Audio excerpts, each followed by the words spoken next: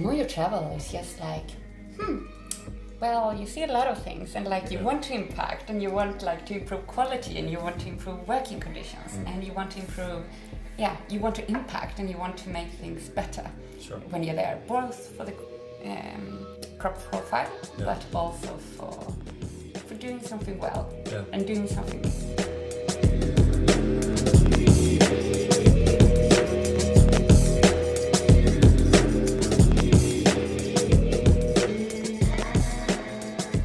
Welcome to or welcome back to Coffee with April. My name is Patrick Rolfe, and this is a conversation with some amazing professionals and entrepreneurs in the coffee industry, sharing their perspective and experience. It's about integrity, quality, and the future. This conversation is with Joanna Alm, co-owner and operational manager at Drop Coffee in Stockholm. We talk about roasting, we talk about integrity in flavor. Joanna is doing so many different things, both for this industry and within the company of Drop Coffee. And this is really a deep dive and an insight in how she works and what she does. We're sitting in Copenhagen this time. In front of me is Joanna Alm, managing director and part owner of Drop Coffee. This is going to be really exciting. What we want to start to talk about here is something that is coming up in just a few weeks. So the World of Coffee in Amsterdam. And that leads me to competitions. And you've been competing in a lot of different ways for a very long time. Most notably for the roasting competition. But Drop Coffee as a company has also been doing very well in competitions, especially the Swedish ones for a very long time. Could you just start by explaining what's coming up for you now in Amsterdam in terms of competitions? Yeah, we have one of our baristas competing. Matthew Winton is competing in the Barista Championship, and it's his first time competing. He's an extremely creative person, and like all the sentence and like all the idea and everything is just going wild. So he's very creative to work with, and it's very, very little. I was gonna say that is given to him, like you have to do this. It's very much a creative phase we are in at the moment, where we're talking about like the philosophy, the idea of what he's going to present. And this been like the first time me and Matt met was when he was competing in Sweden. And I was just like, oh my God, are you talking about flavors and colors and like describing it like that? Because for me, it's, I think most of us can relate that just like, okay, red is so much about sweetness, like roundness. Okay, you see a circle, this certain kind of material, like a wooden material, reminds you of a certain mouthfeel, and like all of those impressions. And kind of that idea we've just taken and like tuned up, like even higher and higher and higher, and taken help from Elena. Yep. And it's been, it's a super creative process going on at the moment, but it also means, of course, as competition is like finding a perfect coffee, like, but I would say that we've been focusing more of on the creative side compared to the technical bits and like where do you get the scores and where to move and how to do what. But of course, like in every barista's job, that is also a big part of it. But it's super fun and super exciting. So now we've been finding coffee he likes from La Chorrera in Colombia. Amazing. Yeah. So.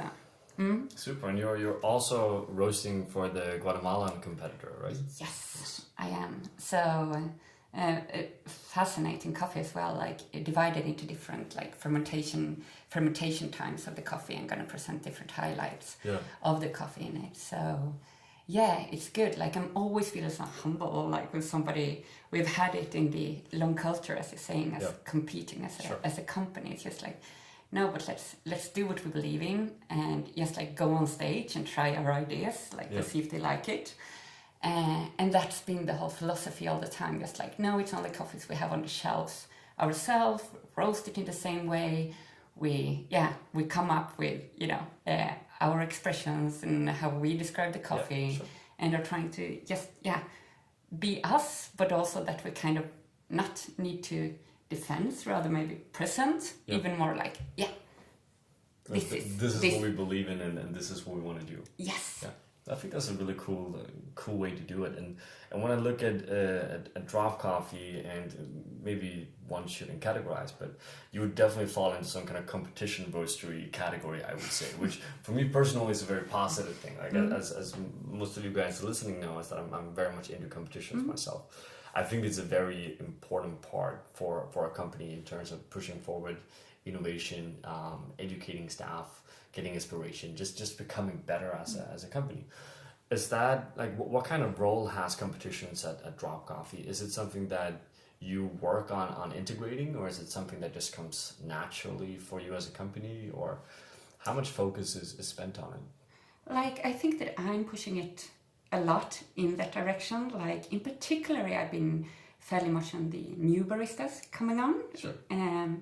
And just like, no, it is important because you start to think in different ways, and you consider why you do, when you do it, and it's a little bit like, of course you showcase or you present the company as well, but it's also like you're on stage, people are watching you, just like they do every time behind the counter. But it's something about like, you know what you do is important, and let's try to push it and see how far we can go. Yeah. So for me, it's always been like super, super duper important. I competed myself in Swedish barista championships, maybe in 2009, I think, for the first time. Yeah. I competed on a geisha from Panama, and I scored extremely well, but what I didn't keep an eye on was the time, and I ran out of time because I really didn't want the little seeds in the strawberries to come into the signature beverage. Sure. Yeah. So probably still my best barista competition, but and 1 year after that I was visiting the farm. And that's just for me like how it can like open up a world. Sure. And just like, you know what, you can do this, like this is, the door is open, and it's not so, it shouldn't be so far to compete for the very first time. Yeah.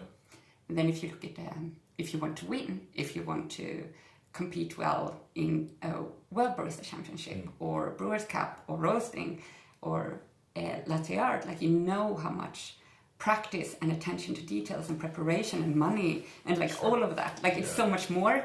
And that's cool as well, because it's something like a competition can be good for a first year barista, but it can also be extremely good for a well experienced like Dale Harris. Sure. Example. I think it's a great example of you need to, the people that win have lost so many more times than you have. So it's a pretty good rule in general, right? Yeah. Because that's almost always true. Because it takes time. It's difficult, especially if you go up on the world level, right? No, go for it.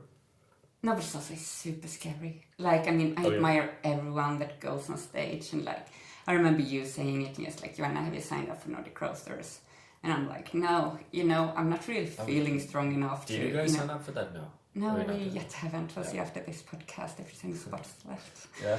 And if I have the courage. So, no, but it's very much that, like, you can protect yourself and where you are, and like, it's so, when you present it yourself, as I see it with Drop Coffee, I'm feeling that I'm doing something that I really believe in, but I'm also feeling kind of naked. That like, this is what I believe in.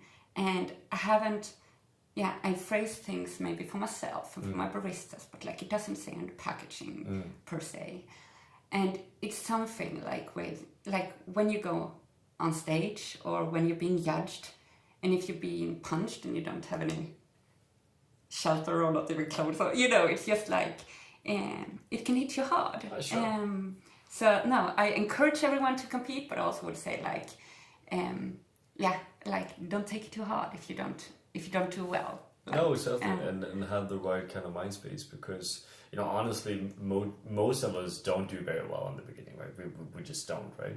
But I think it's important to just push forward from that as well. And you in particular have done extremely well in the roasting championship, right? Thank you. But out of curiosity, are you then doing like, obviously because you're a roaster, but is the roasting competition more relevant as well then, because it's off stage in that sense? Is that easier for you? Last time I competed, actually, it was just like I wanted everyone to see me. Like it was like I was on stage and had my own dance, almost like it was just like I know precisely, and this is my rhythm, this is my flow. Like, please, everyone, can you see this? Like, because I know how it is like when you have a flow, when you are in production, and it is fantastic. And of course, it's different bits. Say like when you do green traffic grading and you sit and you just need to focus on the beats. Of course, I can't look up and sign to the camera, or Sure. I have one bit where I competed last year, and it was only men in the competition, and we were gonna do the grading. And when I'm standing up there and I'm just like, I am really shaking those, and the audience is sitting there, and like I'm not wearing a sports bra. This is not good. That's an interesting reflection. Yeah. So that moment I wished it wasn't one, and I choose to shake and not as hard and at some points, So I blame it on that. That's it. Wow. Yeah.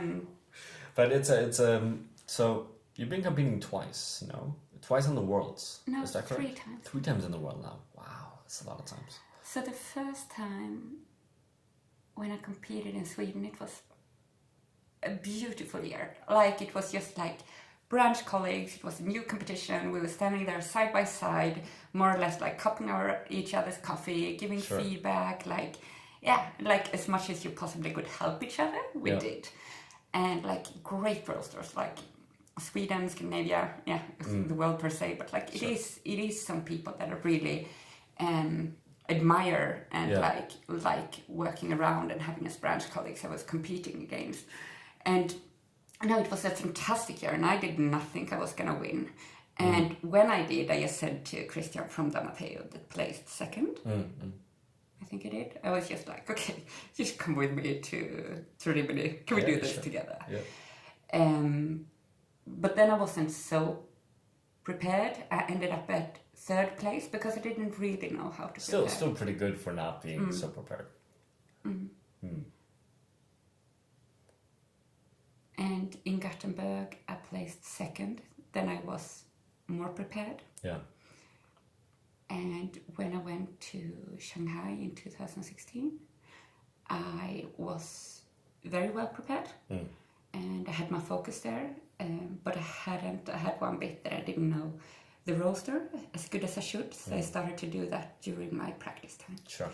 And I wasted a lot of time on that. So that was like a failure I did. And so the idea was I placed 3rd, 2nd. And then win. And that was the plan. Sure. I placed 4th. And last year I didn't compete because I had a hernia, is that what you call it? So I didn't compete. Okay. How did that feel placing 4th? Was that really hard? Was that really tough going from 3rd, 2nd, and then 4th? When I was so convinced, like if I do this is the one shot. Like this is my shot. Like I don't have the time.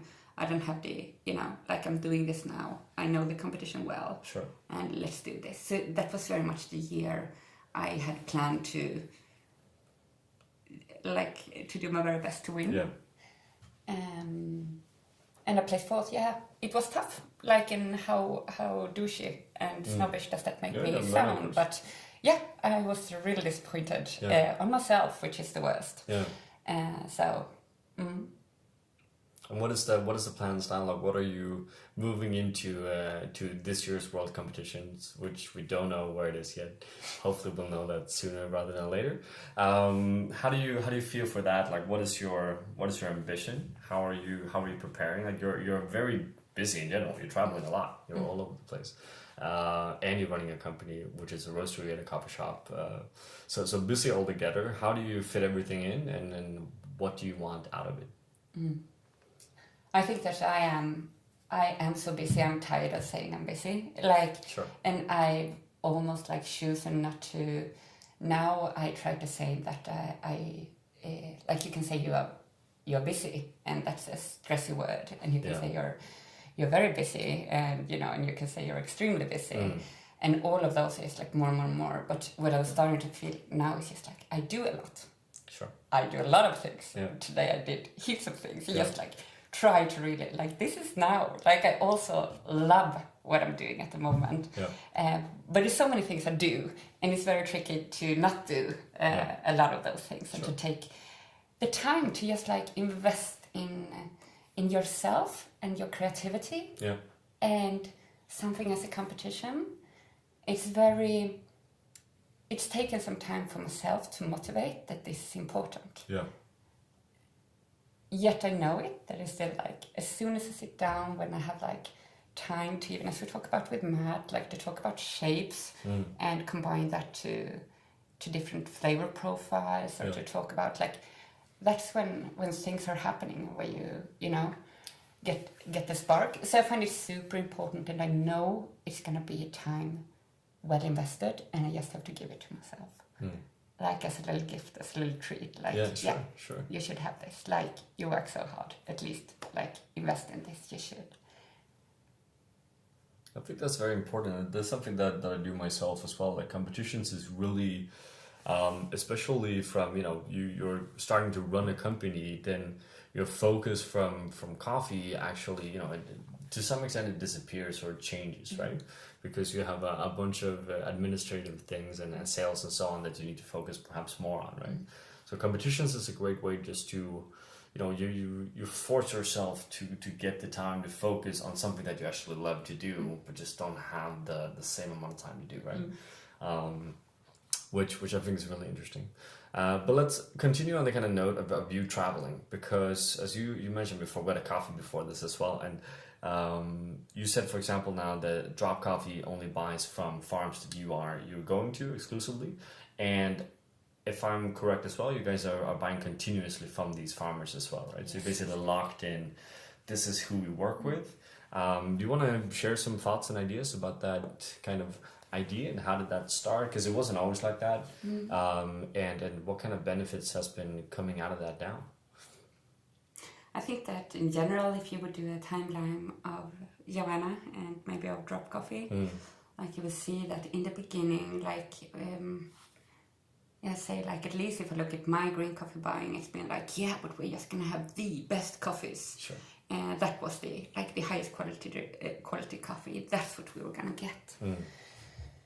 And the more you travel, it's just like, well, you see a lot of things, and like you want to impact, and you want like to improve quality, and you want to improve working conditions, and you want to improve, you want to impact, and you want to make things better. Sure. When you're there, both for the crop profile, but also for doing something well and doing something good. And like one of the coolest things is like the few farms that we now have actually like managed to work that towards, like that we have an exclusivity on that farm, and step by step we have like, okay, this year can we get the bourbon separated from the SL28? Can we process some? Is the next step next year as natural? How is this and this? And you know, and it just like adds value after value, like to see a coffee, like it's the same, like how good did I think Drop Coffee were, 10 years ago? And we're not at all, 7 years ago. And how good do I think Drop Coffee is today? Maybe that's kind of the same level, but actually we have developed and we do things better. Yeah, for sure. And it's very much the same with producers and with everything. Like you can always raise the bar, and it's like showing up to the same kind of people, meeting them again, like longing for that coffee, and like for me, it's like my biggest reason to grow is that I want to buy more coffee from those people. Sure. So it gets so much, just like, I had a meeting with an Ethiopian producer yesterday, and all of a sudden I'm just like, oh my God, I really miss Israel Defka that we're buying a lot from. And just like as a person that becomes like friend and gets important in your life, and those coffees get those persons. And it's actually, it's like, they are putting in so much more hard work to the coffees than even we are. And it's actually more their coffee than ours, And yeah, it's beautiful. Like I'm feeling humble and just like, how can we get to do this? Yeah. Do you have some? So we're changing in terms of season of green coffee now. We have a lot of new harvests coming in. Is there any coffee now in particular that we should kind of look out for at Drop Coffee that's going to be really interesting and really that you're extra excited about to launch within the next months? We have like as today not today when you're listening, we are releasing a natural geisha from Bolivia. Okay, cool. So from Alacitas, a farm we're buying a lot from, like the producers Rodriguez, that like coffee in Bolivia, specialty coffee would not be the same or at the worst without. It's through them we as well are doing a sustainability project for some individual farmers we're working with. So Bolivia is simplifying fun. Yeah. We will have this one as washed as well. Okay. And the seeds are from Hacienda La Esmeralda from the beginning. Oh, well. Yeah. And it is that cup profile, but just like the bold Bolivian sugary to that. Sure. So that's fun now. And we're going to have Hunkute as organic. Hunkute is a coffee more producers are doing from a cooperative or washing station in the Sidoma. And it's been with you guys for a very long time as well. I think Hunkute and Kambanji from Kenya are two coffees that I keep seeing popping up on the kind of Drop Coffee range of coffees, right? Beautiful coffees. And Hunkute is like, it's so delicate. Like it's not like the loudest, the one that people would like the first time they're drinking, maybe turn their neck and just like, as a natural or Kenyan, like it's just like, it's so delicate. Yeah. But if you look at that coffee, it's just like the finest little melody, just like perfectly tuned. And yeah, it's those apricot black tea, but just like I kind of almost like the unloudness in it, that it's just this so fine. And there we recently had the manager from the cooperative over, and now we're certifying the Roastery as organic. Okay. And then we get this coffee as organic. It's the same coffee we've been buying as before, but it's all the... It's a label. How, on the subject of that as a concept, like organic farming, labels as a roastery, something that we see are becoming more and more important, obviously, right? But most of the people I talk with, especially those that spend a lot of time on farms, you would be one of them, right? What is the kind of perspective on it? And then what is Drop Coffee's idea about organically farmed coffee? Because it's not always easy. And depending on where you are in the world, it can actually become very, very complicated, almost to the level that some farmers would hit you if you told them to do organic coffee. Not really, but it's some places it's just very, very hard to farm organically. What are your kind of opinions there, and what are you looking for in terms of also future origins when it comes to organic coffee? Because Ethiopian coffee is something that, at least me personally, I tried a lot of organic coffee from, right? But then there's several origins that are still not there yet. But do you see anything interesting in the work that you do that are kind of along the lines of future organic farming? I think that, look at all of the Bolivian coffees we're buying. Sure. There's one of our main origins that are struggling with Roya, known as leaf rust, and not giving them any crop at all. They are working full organic, not using any toxic fertilizers in it. Sure. They are selling it as organic. Yeah. We haven't had an organic importer, so we are not marketing it as such. Okay. Yeah. And for me, it's kind of beautiful. Just okay, they really need to do what you need to do. And yes, it was more expensive to set it up like this, but in this case, it worked. In most of the cases, look at Central America in general, look at El Salvador. Never would have walked out there and say why are you using this in spraying? And they're using what they can afford and what's best. It's never up to the producer per se to defend, I would say. I think us as a community need to look at it. I did a talk in Belo Horizonte that per se isn't fantastic, but my point that I'm trying to make is that so we're looking at the cupping score so high. We're so this is an 86, this is an 88, this is an 89. But we are we're using the word sustainability. And like in my most easy world, I would like to have a cupping protocol for sustainability as well. And it doesn't mean per se like that would be judged different as well. As often when we cup, sure, you know, sure. but it's just like at least to try to raise the bar on what's sustainable. And sustainable per se doesn't mean like, no, it have to be organic. Like, you know, you have different legs that you're standing on, and all of those needs to work. And sometimes you need to focus on, okay, but crop and getting money in, and you know, of course. but also of course, like all the research needs to be done. It needs to be done so it's in a steady risk, so it's not the individual farmers that are taking the like huge risk of all of a sudden, it might work by, you know, treating it like this. Like it needs to be examples on when people are going out and like trying those and advising others and helping them. Like that's glorious. Like the work and research being done is fantastic. But before that is done in a steady and a safe way and with things that are proven to work, what's more sustainable? I don't know. You know? It's complicated, right? I do really like the idea of playing around with the different scale for organic certified coffees, because there's actually a lot of organically certified coffee in the world. It's just not in specialty, right? So they're on the commercial, they're the commodity market.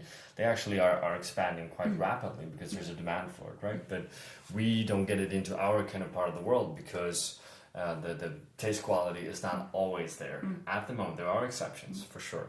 But no, I think that's a really interesting idea. Yeah. Do we have anything more? No. Let's move on. We're gonna get private. Talk a little bit more about your background, your history. As I mentioned before as well, we need to touch on the fact that you coming into drop coffee, at least in the coffee world, is a pretty unconventional way to do it, right? So you come in and you basically, in the long run, take over from the founders of drop coffee that are not in drop coffee anymore, and then you put in more owners on top of that as well, right? So it's been a pretty interesting process in general.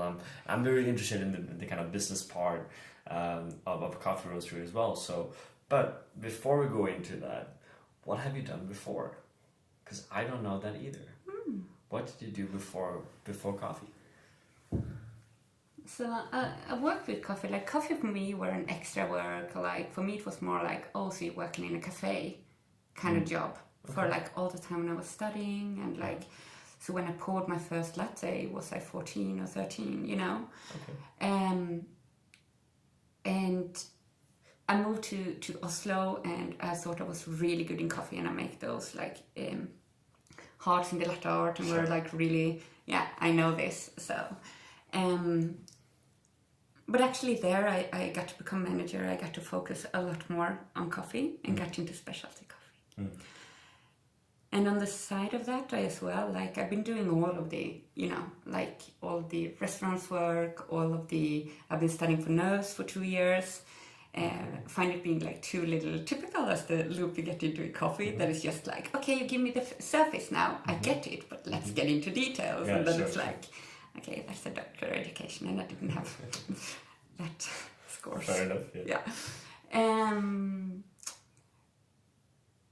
so for me it was like I came from Oslo, and I've been there for a long while, and I took some educations in coffee and in roasting. I tried to go to Belgium for a while, where takeaway cups had just started to come into.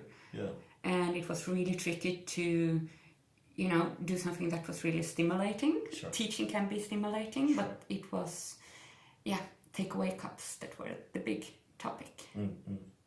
Okay, interesting. And then Stockholm, and then obviously into drop coffee. Did you go into drop coffee as an employee first, or directly as an owner? How did that work? No, I walked into drop coffee when I decided to move to Stockholm, and I looked around, and all that matters were like, okay, where can I continue to do my studies and still work with coffee, because I need to have coffee. And at the end, like my whole decision where I was going to be, or where I was going to be at all in Sweden, came back to, okay, but where do I want to work with coffee? And okay, I need to do distance up to Dalarna far up north where I am from, or more up north where I am from. And I came into Drop, and it was this brick in a wall. I had been there once before when I was competing.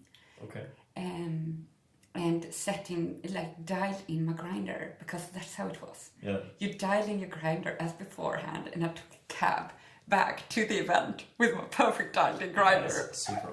That stayed perfectly dialed in as well. That guy standing behind the counter there were a long, tall guy with glasses, and that was Eric. That was Eric. So, of course. So Eric and Oscar opened up this brick in a wall, had this idea, we're just gonna serve some coffee. Oh, it's a big location.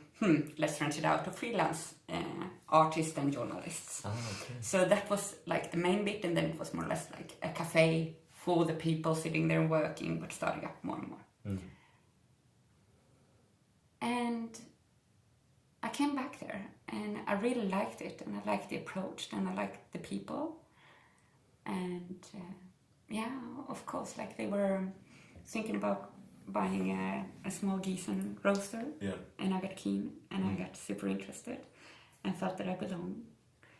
And I hopped behind the counter, like it was just like, okay, what are you doing tomorrow? And I was this like typical barista, just how it works, just like, okay, yeah, sure, I can do tomorrow, Hadn't even packed up my bag, and then I tried to do my studies at the same time. And I think I at the end did full time on both of them, and it was just like coffee, taking over my whole, like from full football square. It was just like brrr, at the end. This was just coffee. So I think it's very much where like both Eric and Oscar that were the owners then, but when you come like to a level like we're roasting little on the 1.5 kilo roaster in the back. Yeah. And we were starting talking about like, should we build a bigger roastery? Yeah. But also I think that the company just needed extra muscles. Yeah. And talking about buying the roastery combined with needing one more person to stepping in. But for me, it's so, I hold so much gratefulness to them. Like, you have those people in your life that just like, they saw me, like same the way that I can remember that my grandpa saw me. Or, those people are just like, wow, here, you get something. And, just like, when people say, like, you're doing well, and, and lift you and give you a chance, it's rare. So that happened, and I stepped in, and after building up the roastery, one guy fell off, Eric got kids, he decided to move to Oslo, where his wife and mother to his kid is from, and I met Stephen Layton, and he was just like over to give advices and like look at Drop as a business, and he was yet another person who just like, what you're doing is good, and like just do it more, just tune it up, just like be even more you, and like, so I couldn't have had better partners. Like, it really is, we'll see. Like, apparently I seem to scare them all away, but at least, like, they've been amazing for me. How did you, and feel free to answer as much or as little as you want to, but what is the feel like? You're coming to a company with two other owners as a partner, and then they suddenly decide to leave. Like, how did that make you feel? Was that a very like, oh shit, what am I gonna do now? Was that as a panic moment, or was that always, okay, I'm ready, I'm gonna push this, I know what I want to do? I was very clear what I wanted to do. Yeah. So for me, it was almost like crystal clear, and just like, okay, I get this space now as well, and like even more, like you can correct things that you haven't done as good. Sure. But almost like, here's a new window, and here I can do this, and here I can. So yeah, of course I was petrified. Of course I was, but I also were like extremely calm and just like, this is what I want to do, and this is it. Like, I'm not done. Like, this is not fulfilled. Like, it's so many more things to do from this. Like, it's not closed. Sure. No, so for me, it actually were like, all in a sudden, I were the one that were the steady point. I've always been like, the young, the driven one, the naive, the one trying. Yeah, but that doesn't really make sense, you know. I never were the old wise one. You're still pretty young though. Yeah. Thank you. But I get what you're saying. I see my grace hair. Sure. Yeah. So I can just like, shoot, this is real. It's just me, like it's a little bit like graduating. I guess there's just like, okay. It becomes very real. It gets so real. It's just like nobody else is going to do that. Like I don't have a partner sitting by me at Stephen is based in England, and like he's by my side in every possible work. He could be otherwise, but in the daily, like at the end it's just like what you do. Sure. And you sit there, and it's nobody else who's gonna pick up that phone call or fix that thing unless you do it. So, and from that, like the first year as well, we renovated the shop, and now just like half a year ago, we have bought a location and built that, and every time it's just like, what am I doing? Like, so it's that mixture of just like, you're jumping out and you're being so brave for yourself, but it's like the most given thing that you want to do. Yeah, definitely. So it's always pure. For sure, and it's a mix of, because one of the things that I at least need to realize very early on is that I think a lot of people feel that the starting phase is the biggest kind of obstacle. Like if I just get this started, then everything will work out. But what you notice very quickly when you start is that it's a kind of a never-ending uphill battle, right? That there's always going to be another obstacle in whatever way that is. You know, you mentioned moving the roastery, which we need to talk more about as well. But you know, there's always something. So I think a lot of people, at least when they talk with you about running a company, will say, well, you know, sure, it gets easier at one point, but technically it doesn't, right? So what you need to do is you need to find obstacles that you at least find inspiring and fun to kind of try to overcome, right? But it's a very interesting process. But let's touch back on moving the roastery. That's out by the airport now, in Stockholm, if I understand correctly. Cool. How has that process been, like both coffee-wise in terms of you set up the roaster again, it's slightly different from before, but also like the whole process of just getting a new location and. Like I guess Scandinavia is the same, and you know it's just like more profitable, like buying your own space instead of paying somebody else. Okay. And we had this when we bought when we rented the first location. We signed up for a 5 years lease. Super pretty location.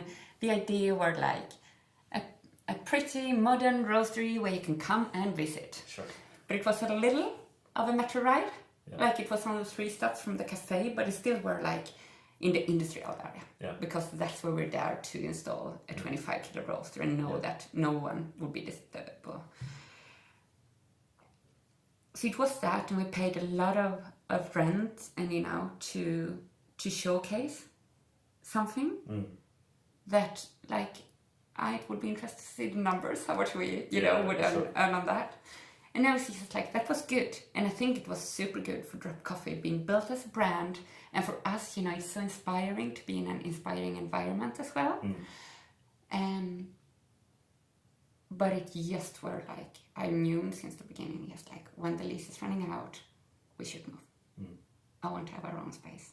It's like, it's us. We can be there for however long we want to. Yeah. And of course it's gone like in different stages, and just like, oh yeah, maybe we should be maybe I should move out in the Swedish archipelago and have a little, you know, sure. Or anything, like move to England or do this or do that. And it's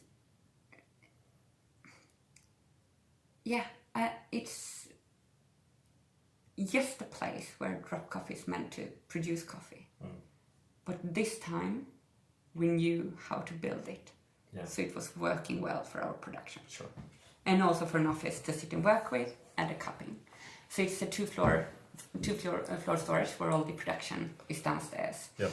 And every time, like when you do this, or you know, we've been doing pop-ups and we've been doing a lot of different tryouts in Drop Coffee, and it's like always you're just like when you're standing there and it's all the bureaucracy and building something new up, and we all of a sudden we need like a handicap toilet and it's bigger than half of the room. You know, it's like all of those rules. Sure. We need the lift in a while, that were, you know, so like talking about bureaucracy, like We should do what we love and our passion, and that is so important because otherwise, who could deal with that? No, like it's just like, sure. yeah. And it was being perfectly installed thanks to great friends in the business and leaders giving great support. And we actually like managed to kind of copy the precise same setup with the roaster, so that was super cool. Of course, yeah. What we have is that we have thicker pipes for the gas. That's interesting. Yeah, it was. And it really was like, okay, when should we say that we're producing? Let's wait a little more, let's try a little bit more, sure. you know, before we pushed like green bottom. So, so now I know it. And I think that but that's probably just because, again, you've invested so much time and focus on it. Yeah. So I like at the moment, I would say like the setup is better now, but it's probably that we are so on top of understanding precisely how it's working. I understood gas flow in a bit that I didn't understand before. So it's so easy to overlook because it's a tiny detail, but for those of you that are not necessarily roasters that are listening, the diameter of the gas pipe is basically determining the flow of gas, right? So different amounts of flow of gas to the same kind of burner setup as it was the same machine will to some extent change the performance of that burner. So it makes it very difficult for settings, for example, to be exactly the same and so on. So you can end up having too much power or too little power as well, for example. So it's an interesting kind of detail. But I think, and for the baristas, like it's very similar to what flow rate you have in the group head compared to what pressure you have. Sure, so, I think that's a very good way to describe it. I think, and equally important as well, right? Yes. For sure. And that's something that, again, it's not the easiest to detect either, right? It takes a bit of time before you understand where that comes from, right? But I think the whole opportunity, we've seen a lot of coffee roasteries now, Tim Edebo, Kopi, a bunch of others that kind of just recently changed their location, giving them the kind of opportunity to upgrade or do the things that you always wanted to do. If you started a roastery 7 or 10 years ago, that's 7 and 10 years ago. Hopefully we learned a lot from that process, and if you got the opportunity to start it again, you would probably do things differently, right? So I imagine it's a very nice process to actually go through. It's beautiful. Like every time I come into that location, it's just like, as I said, like same with the partnership, when it's just like, it's even more you, and it's just like, it's only us. Like it's a street, it wasn't even a street before, it's new built buildings, and we turned it into a roastery, not even like working space, but then also a roaster. So it's like, this is the way we want it. Here's where we compromised, but that's because we did that, and here's where we're gonna build a wall, and now I'm feeling so free, and it's just like I think as a company move, it was an extremely smart thing, and it's just like, here we're gonna be. Yeah. Not moving in 10 years. Hopefully not, no. Oh gosh, no. No. How has it been? Because it's like moving roastery, roasting over several years. You guys have had several roasting people as well. I'm always interested in that kind of process. I had the same discussion with Tim as well, for example, that's gone through a lot of different people roasting over time. How do you deal with that as an owner? How do you make sure that they deliver what they're supposed to deliver over time when working with multiple different roasters? I think it depends on how involved you are and how clear you are. Yeah. So if you have a very clear idea in how you want it, like of course it's important in like to develop and try out, different things and play around and like consistently and always do some experiments or tweak something or go back and question ourselves. But still, like as a taste profile, what we want to achieve and don't want to achieve, we have an extremely clear idea. And for me, this comes back to like drop coffee should consistently and always be drop coffee. And like no matter who is the production roaster, like even if it's me or if it's Caitlin or if it's somebody else who worked, it should always be like, of course the company will go into different stages and like you will, now it's really important that we focus on that our costs are extracting better. Ooh, it got a little dark. that step back, you know, like those are the things you go through where you focus so much on acidity or clarity and, you know, but for me, like it's super clear what drop flavor is like. And when we buy a raw coffee, I know precisely like what are we gonna achieve. Yeah. So what I do is that I kind of write down like those, you know, are the things that we're looking for in this coffee. And when we're receiving a coffee or like pre-shipments and stuff, we take those again and we make sure that this is what we deliver. So like never can Hunkute being so delicate. Like if that ends up tasting on the milk chocolate, it doesn't matter how tasty we find milk chocolate being. Sure. We're missing the coffee. That's not the coffee. So like, so for me it's, of course it's, I think we are a bit snobby, some of us, but it's also so,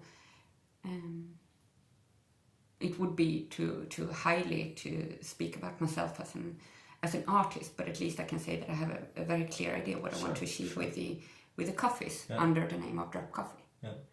And I think that is something that most production roasters get to know. And at the end, like it also comes down to just like doing every production cupping together.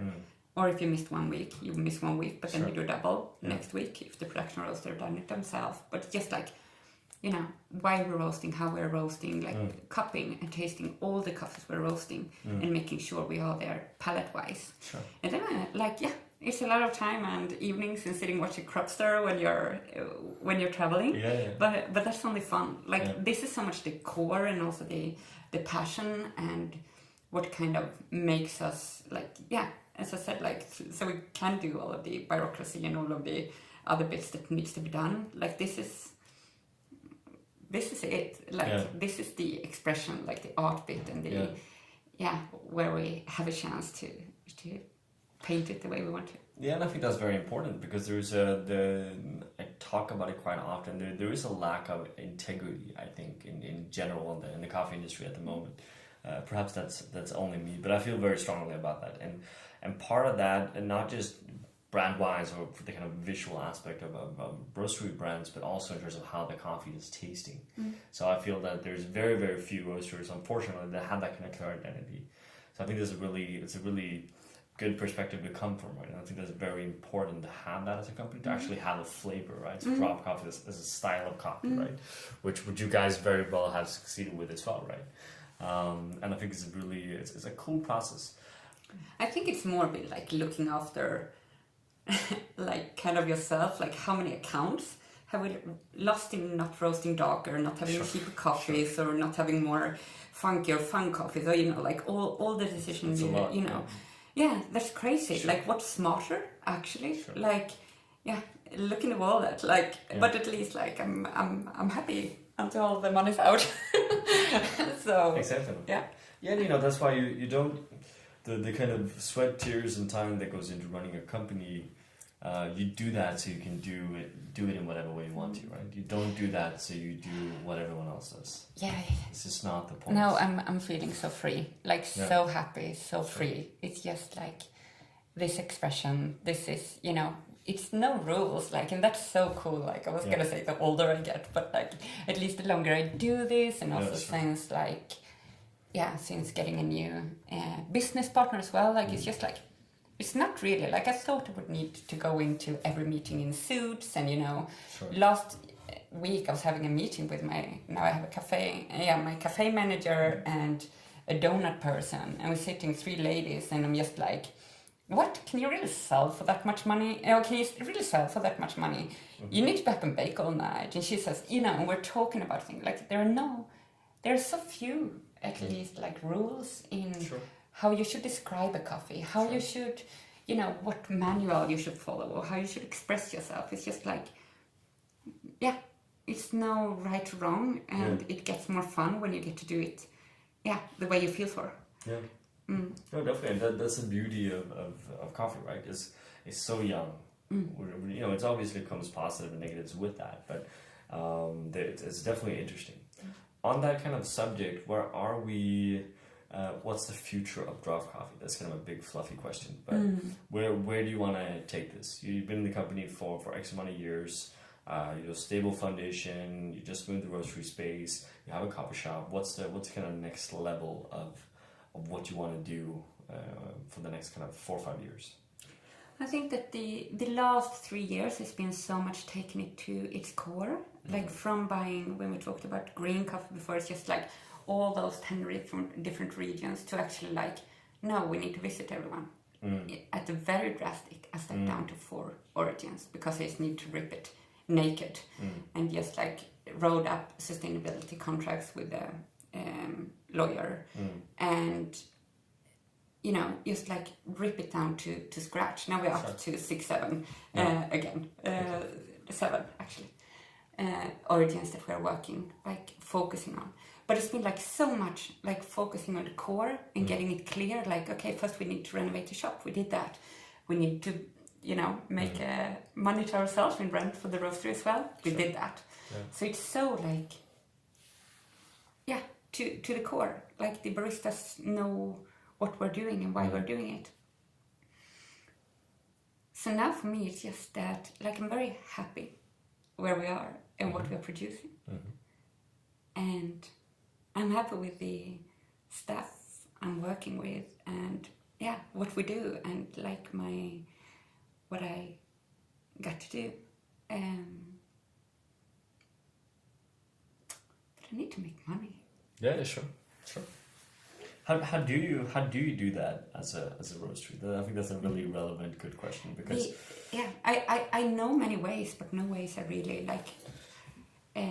How do I do it with the company we have? Sure. And how do we scale that one up? Yeah. Like, where is it I need to compromise? And I promised myself this year to be brave.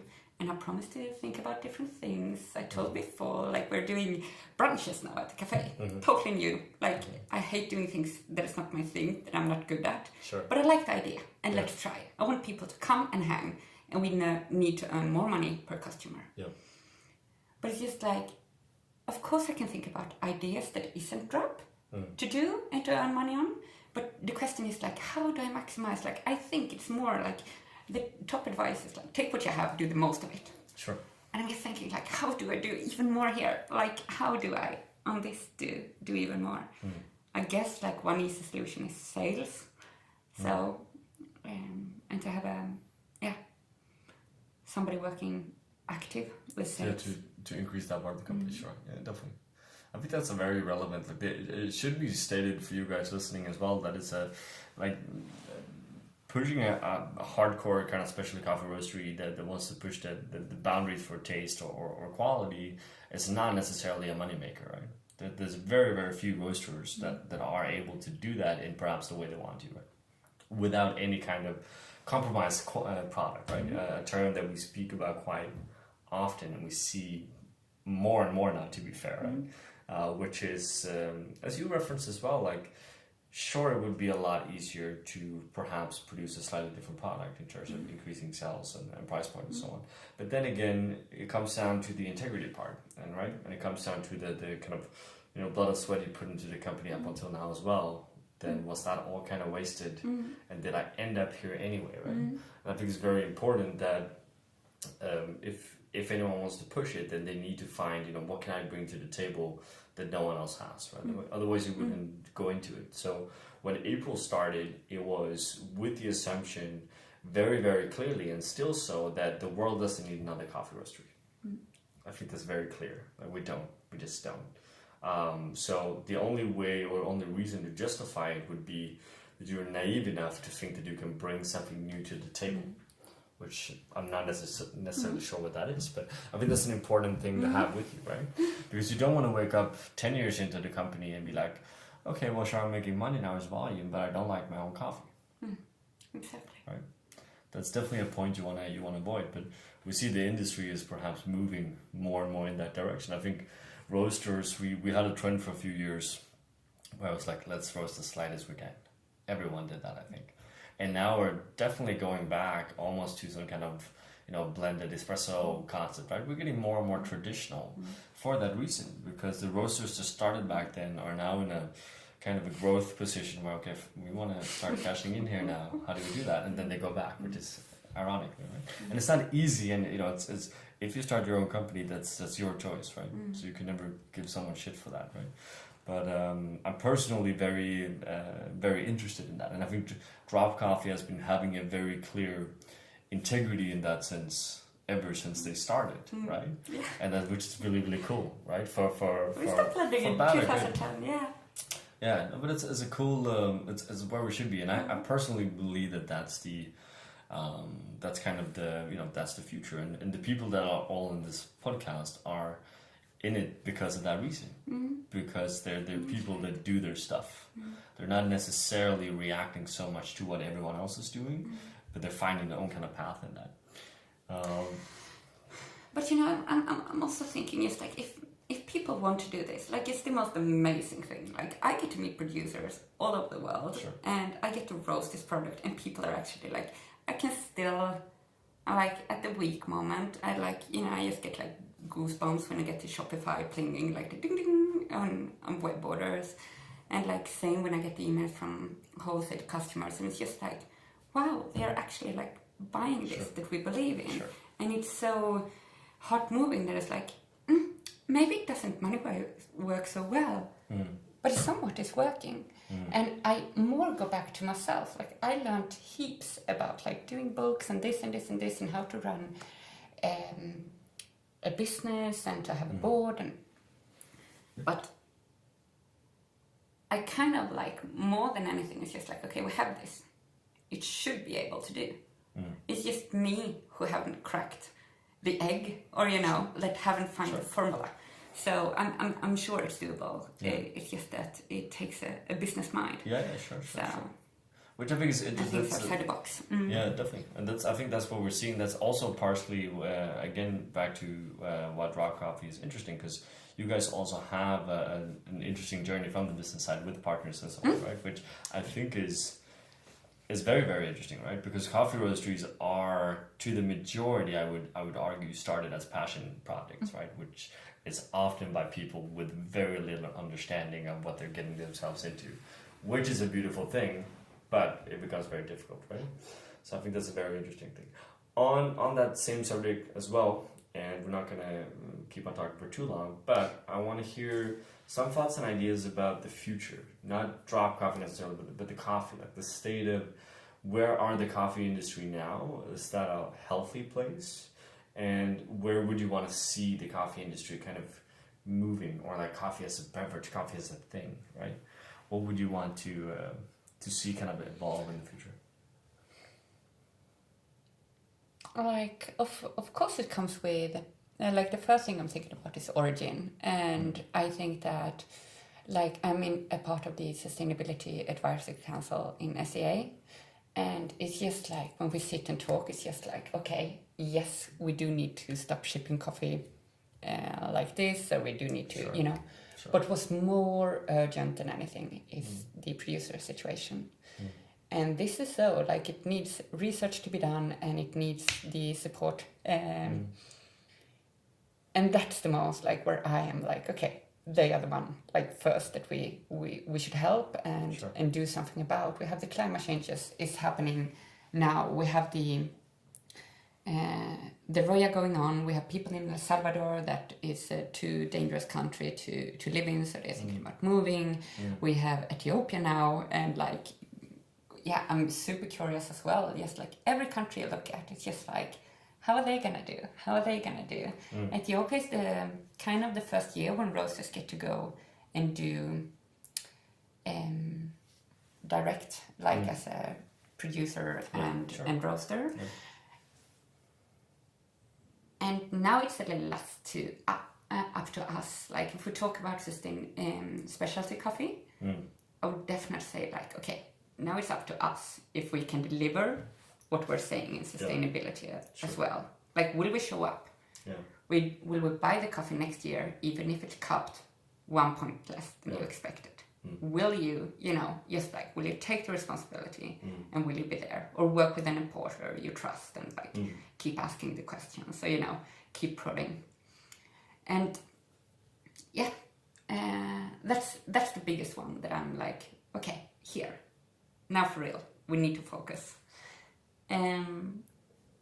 But also, on the other hand, I find specialty coffee so beautiful, and I look at our cafe that used to be like, what? How geeky are you? I remember when we started brewing on scales, and it was a thing. It was really like, why are you brewing on scales? Yeah. How important do you think this is that you're doing? Who are you, and what do you think you are? To that we're now like reading TDS behind the counter when no one, and it's just like, to that we now are relaxed and the guests aren't freaked out, Sure. And we have the average Joe coming in and asking for that certain kind of varietal, that kind of coffee. That even in Scandinavia now, I'm saying, like, specialty coffee is starting to come out more. Sure. Definitely. Yeah. Yeah.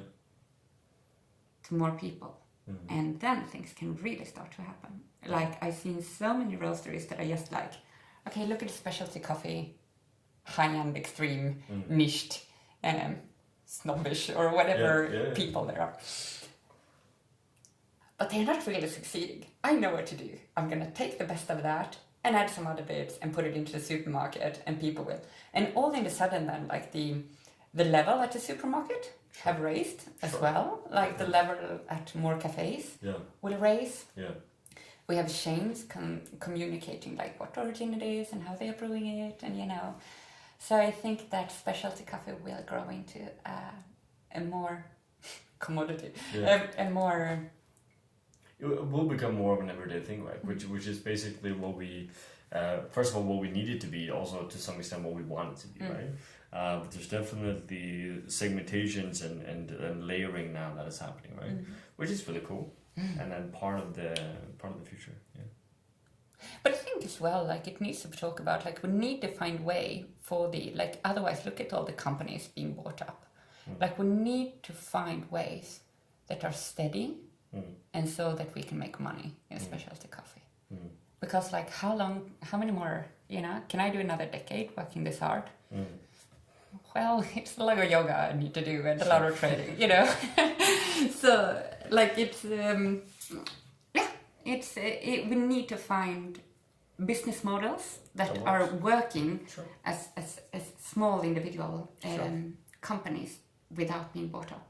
Sure. Because that's kind of what Yeah, and I think that's that is to some extent the biggest challenge, because that's we don't really see that, at least not in a point where if you're a roastery and you're a founder or an owner, then you will most likely work at it on a full-time kind of basis. So there's so few of us that are able to step out from that kind of original step structure. out, like get a kid or go on vacation or whatever it is. It's just like, that's just normal. Sure. And you know what? Like, I would like to earn money as well. Like, I would love to sit here and say, like, well,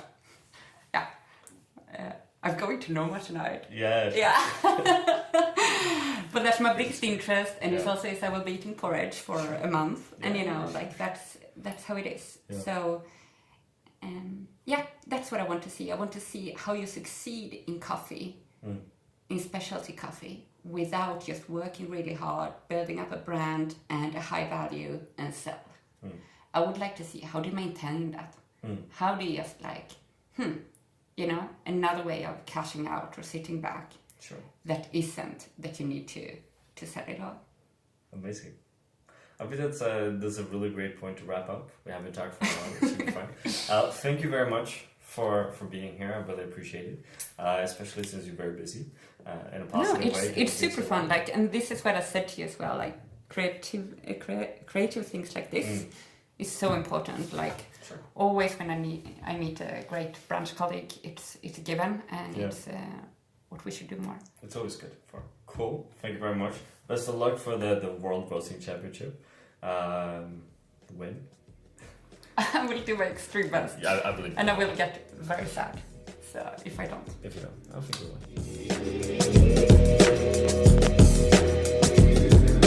will. From us here at April, thank you for listening. If you enjoyed this podcast, please share with your friends, family, and colleagues. Thank you.